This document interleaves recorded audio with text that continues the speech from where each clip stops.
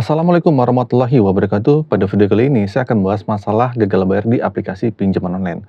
Banyak yang mengatakan bahwa pinjaman online yang legal OJK itu lebih aman, meskipun ada yang berpendapat bahwa pinjaman online yang ilegal juga aman karena tidak terpantau oleh OJK dan tidak berisiko secara hukum.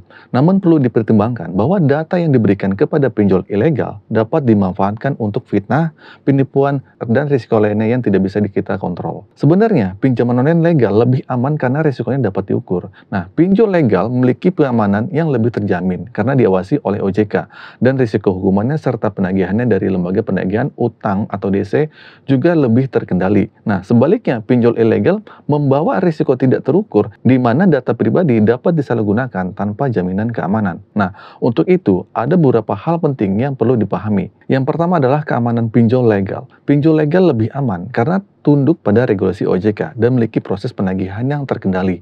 Nah, yang kedua, risiko pinjol yang ilegal. Pinjol ilegal itu membawa risiko tidak terukur karena termasuk kemungkinan penyalahgunaan data untuk fitnah dan penipuan. Nah, selanjutnya yang ketiga adalah perbedaan setiap aplikasi pinjol. Setiap aplikasi pinjol memiliki kebijakan dan prosedur yang berbeda sehingga risikonya juga beragam. Dengan memahami perbedaan ini, kita itu dapat dengan bijak dalam memilih pinjaman online yang aman dan dapat dipercaya. Terus timbul pertanyaan, bagaimana sih cara menghadapi situasi ini, situasi gagal bayar, dan bagaimana cara agar kita aman dari risiko tersebut? Nah, pertama-tama, mari kita pahami bahwa pinjol ilegal memiliki risiko yang sulit terukur karena tidak dapat diprediksi karena bagaimana data kita akan digunakan, apakah untuk penipuan, transfer ke pinjol ilegal yang lainnya, atau kegiatan ilegal lainnya. Oleh karena itu, kita harus lebih berhati-hati dalam melindungi data diri kita. Nah, di sini mungkin ada beberapa langkah-langkah yang bisa kalian ambil. Yang pertama mungkin pilih pinjol yang legal aja. Sebisa mungkin hindari pinjol ilegal dan pilih pinjol yang legal dan diawasi oleh OJK.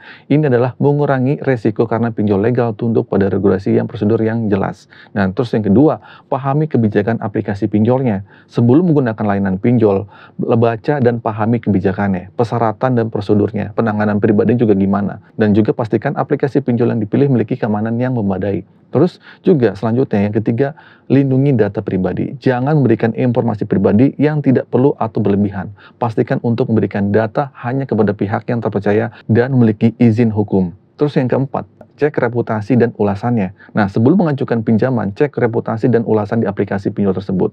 Pengalaman pengguna lain itu gimana? Nah, karena ini dapat memberikan gambaran tentang sejauh mana keamanan dan kredibilitas pinjol itu. Nah, jika kalian sudah terlanjur terlibat dalam pinjol ilegal dan menghadapi masalah penipuan atau ancaman, terus bagaimana tuh cara langkah-langkahnya untuk menghindarinya? Ya udah, kalau kayak gitu, laporin ke pihak berwajib. Laporkan kasus tersebut ke kepolisian atau lembaga penegak hukum setempat agar dapat ditindaklanjuti secara hukum. Namun, setidaknya kita tuh perlu menyadari bahwa tidak semua orang yang mengalami kesulitan gagal bayar memiliki niat yang buruk dong. Beberapa mungkin sudah berusaha secara perlahan untuk mengumpulkan dana atau melunasi utang-utangnya.